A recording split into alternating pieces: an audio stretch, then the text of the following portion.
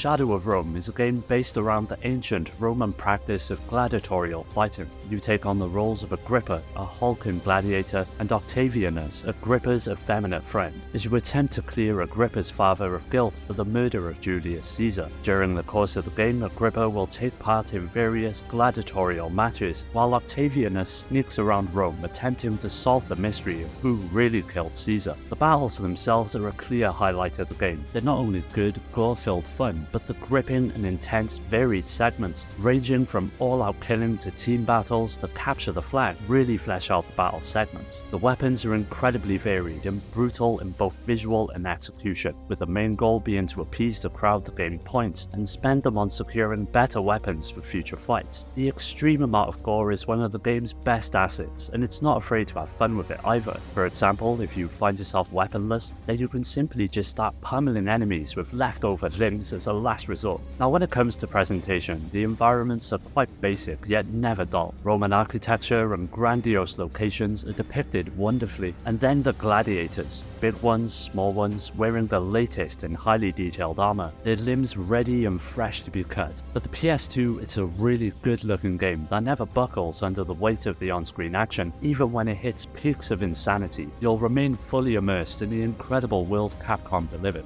Shadow of Rome has it all: a rich story full of mystery and intrigue, heart-pounding gameplay, and a truly rewarding sense of progression help make it one of the best options for players looking for a new hack and slasher to jump into. Although on the surface, Scarface The World Is Yours appears to be nothing more than a Grand Theft Auto clone, you will quickly learn that this is far from the truth. For sure, there's some similar aspects to GTA, such as the free roaming environments and this huge emphasis on driving, taking out rivals and avoiding the law, but it's the execution that truly drives home how polished the experience is. One of the main differences is the game's structure. Instead of being mission-based like Grand Theft Auto and broken up with several minigames and gimmicks, the main goal in Scarface is to build your empire. There is a high emphasis on management and defense of your business, distribution, earning reputation, relationships with contacts, rival gangs and police, and most importantly, money. Now almost everything you do in the game, from insulting people in nightclubs to buying and selling merchandise, is handled through a simple reaction-based interface. A small ring appears on the bottom right of the screen, and inside it there's certain areas that are marked off, giving different results. The harder the challenge, the smaller the area you need to stop in. So insulting a random person who said something about your suit will be forgiven, while talking your way out of a sticky situation requires absolute perfection. Of course, it's not just all about being quick-witted with your tongue, because when things do go south, you've got a huge arsenal of weapons to back yourself up with. From pistols to machine guns and even rocket launchers, you'll never be at a loss when it comes to the amount of options you have at your fingertips. If you never got around to playing it back in the day, Scarface The World Is Yours is a game that really deserves a chance. It's got many good ideas going for it, and those that have begun to find Grand Theft Auto a bit tedious will likely revel in the management and distribution aspect of the game that well and truly helps it stand out amongst its contemporaries.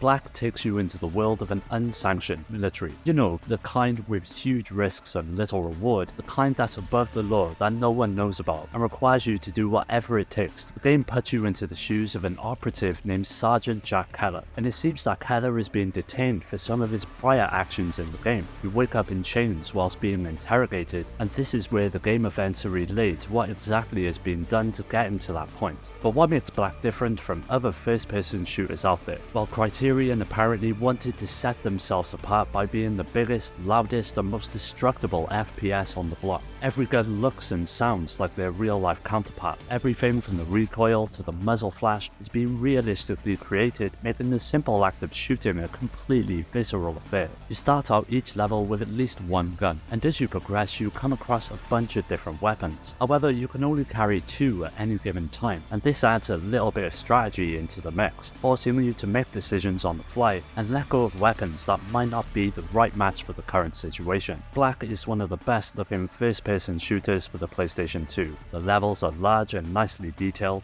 The particle and special effects look simply stunning for a PS2 game. And even with all of the action and explosions going on at once, the game's frame rate really stutters. In the end, Black is a competent shooter that falters in some areas. It still ends up being an enjoyable experience. Provides some extremely intense firefights with non-stop action, along with great audio and visual presentation. On the other hand, Black is extremely short. It lacks multiplayer and has a low amount of replayability. Hopefully one day we get a remake of this absolute classic that never got the mainstream attention it deserved.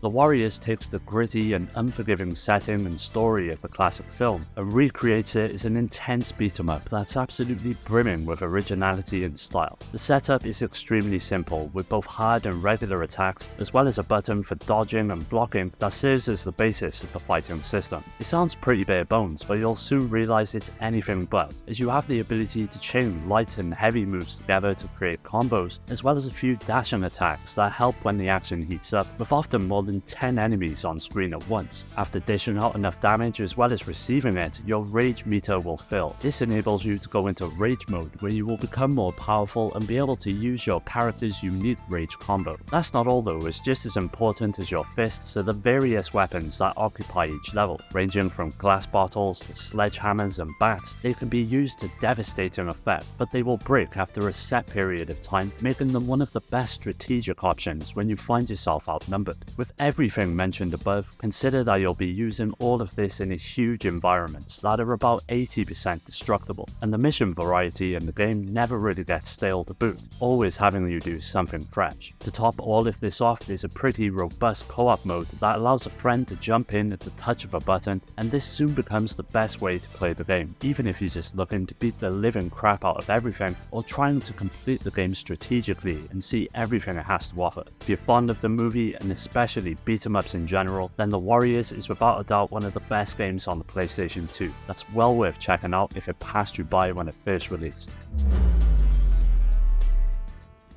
The PlayStation 2 delivered hit after hit when it came to survival horror. Big hitters like Resident Evil to lesser successful offerings like Haunting Ground made it the place to be when it came to the genre. One game that never gets the love and attention it deserves though has to be Cold Fear. The narrative all revolves around a coast guard known as Tom, as he and his crew undertake a dangerous rescue mission in a vicious storm. Their goal is to find out what happened to a whaling ship, and upon their arrival they realize it has been abandoned by its crew. But something else waits on board the ship, something deadly and evil. Now the gameplay is very much inspired by the likes of Resident Evil and utilizes fixed camera angles with free aiming when it comes to tackling enemies. This creates the perfect mix of both tension and action as you make your way through the ship. And of course you're given a wide range of weaponry to stand your ground, from handguns to shotguns and flamethrowers that all have their role to play. But it's not just simply about blasting anything that moves, as throughout the adventure there's some real head-scratching puzzles that manage to break up the gameplay quite nicely, but more importantly, they never feel like a chore. Now visually, Cold Fear absolutely shines. The environments are beautifully presented and detailed extremely well. The darkness and mutilated carcasses strewn about the ship give much more of a scary feel to the already spooky atmosphere. But the most impressive aspect is the water itself, that crashes against the ship and lashes down from above as you explore. Cold Fear takes this one step further and actually incorporates the weather into the gameplay itself, and this is mainly accomplished by the ship reacting to the waves and actually swaying from side to side in real time. This can affect your aim, as well as using it to your advantage when encountering enemies. If you're a survival horror fan, Cold Fear is an absolute must, so if you find it on the cheap, it's well worth adding to your collection.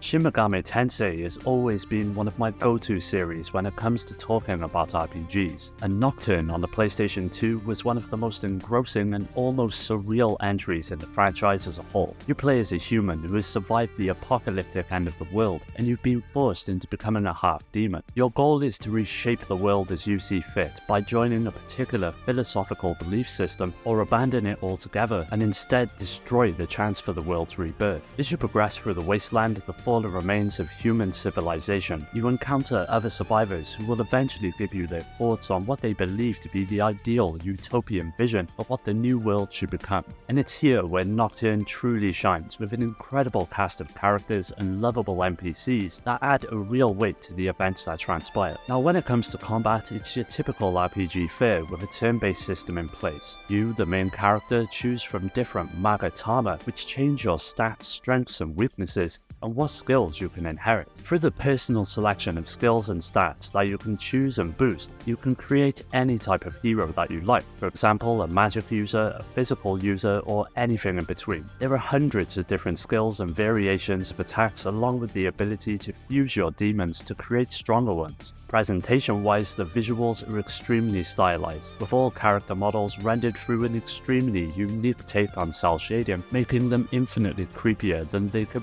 possibly be otherwise. The game's 100 plus demons are each unique and beautiful, often grotesquely so, and come along with a large number of realistic animations to make them truly come to life on the screen. Thankfully, Nocturne recently got a remaster on modern systems, so if you can't find it on the PlayStation 2 or it's a bit too pricey, it's now easier than ever to get your hands on it.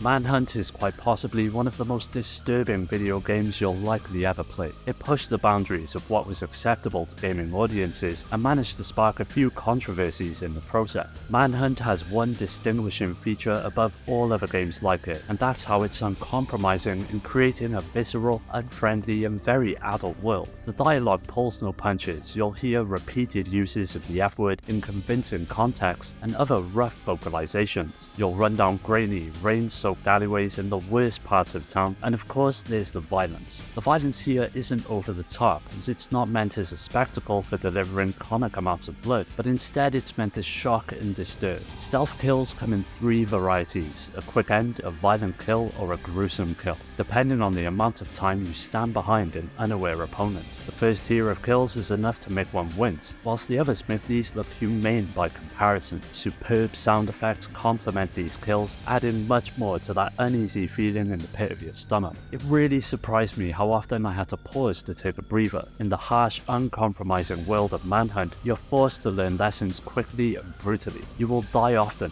especially during your first playthrough, but thanks to some amazingly brief loading times, especially for the PlayStation 2, you're never taken out of the action for more than a few seconds. Despite having a few shortcomings, Manhunt is a well-made and well-designed game. As far as gore and stealth goes, the experience is absolutely one of a kind, and unlike some of its contemporaries, Manhunt actually has the gameplay to entertain players long after its shock value is worn off. Its stealth action, though simple in design, is highly competent, and the many different objectives given to players throughout the course of the game manage to keep things entertaining and fresh.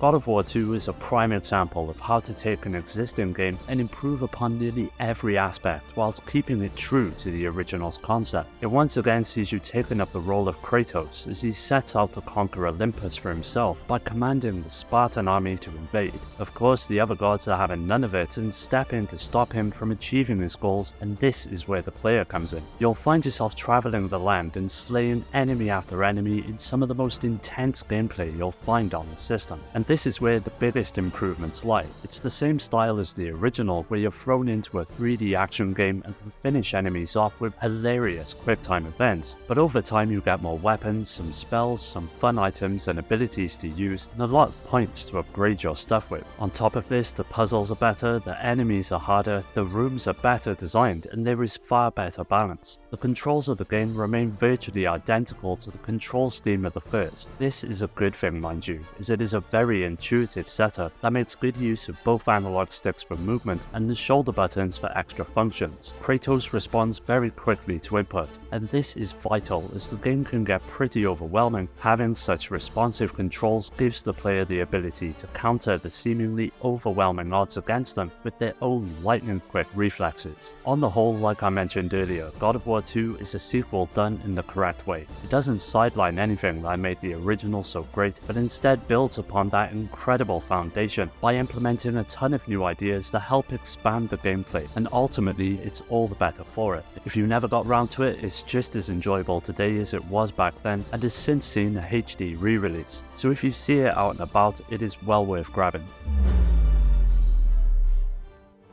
From the very beginning of Metal Gear Solid 3, it's very clear you're in for an adventure like no other. Whether it's the fantastic story, the incredible gameplay, or the unique survival elements, Hideo Kojima's third Metal Gear Solid title is a stunning and amazing game. After Metal Gear Solid 2, many were wondering how they would try to revolutionize the series again. Yes, I dare say Metal Gear Solid 3 is as revolutionary as 2 was when it first came out. You can just do so much in this game that you may not know where to start. There are so many different pathways and ways of playing that each playthrough feels fresh and new, even if you've beaten it several times before. The main new additions to the game were the eating and healing aspects, and of course the camouflage and close quarters combat. This time around you had a stamina bar and a health bar, and as long as your stamina bar is full, your health regenerated automatically. But in order to keep your stamina up, you had to eat just like in real life, and since you're dropped in a jungle with little to no food, you had to find what you could in order to survive. With the camouflage system, you wear different types so you blend into your surroundings better, with a little percentage at the top right of the screen telling you how well you're hidden from the enemy's sight. It might seem like a lot to think about at once, but all of these systems seamlessly blend into one another to create something that not only feels intuitive, but more importantly effective as you make your way through the adventure. The basic Metal Gear gameplay does make its presence known though, as you will eventually find yourself indoors. The game will then retreat to familiar Metal Gear stealth territory, hiding in boxes, peeking around walls, and the gunplay is great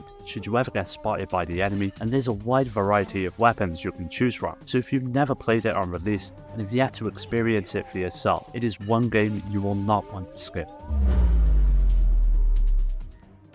Coming off the back of the first game, Silent Hill 2 had a lot to live up to. The original Silent Hill shocked the gaming world by taking the ideas behind Capcom's Resident Evil survival horror series to a freakish, disturbing extreme. The story starts out simply enough, with the main character James Sunderland receiving a letter from his deceased wife, asking him to come to the town of Silent Hill and meet her in their special place. Now when it comes to gameplay, it's still all about finding items and solving puzzles, as you either evade, shoot, or beat down the skulking, hideous monsters, and Silent Hill 2 does everything you can expect from the concept. Plenty of scares and nail-biting encounters seamlessly blend with the oppressive atmosphere the town simply oozes, and this is further enhanced by the impressive visuals. The first moments of Silent Hill 2 mark it as an obvious evolution of the visuals of its predecessor. The fog is real now, a withering mass that follows your every move, and the darkness of indoor areas is even thicker. The small cone of light provided by your flashlight leaves you struggling to get a clear picture of your surroundings, much less what monstrosity might be lurking around the corner. Put simply, Silent Hill 2 is one of the best horror games you'll find, and has managed to stand the test of time, with it holding up incredibly well by today's standards. With the remake just on the horizon, there's never been a better time than now to jump into the original and experience the tragic story all over again. Well, that does it for today's video. Keep an eye out for part 2, as that will be coming up soon, so don't forget to subscribe and hit that bell to get notified about new videos, and share the show with your friends. You can follow me on all of the socials, which are linked below, to stay up to date, and also join my growing community on Discord to meet many like-minded gamers to continue the conversation with. I'd like to give a special shout out to my Patreon supporters: Rhino, Skill Jim, Shuden, Richard, Amy, Daniel, Paul, Dio, Omar, Strider, Pierre, Carl, Awesome Jacket Dude, Ryan, Alex, GameCube Galaxy, Curse Salaryman, and Paddy J for their continued support that helps make these videos possible. If you're interested in joining my Discord or supporting the channel through Patreon, you'll find all of those links down below. As always, thanks for taking the time to watch the video. I'll catch you next time.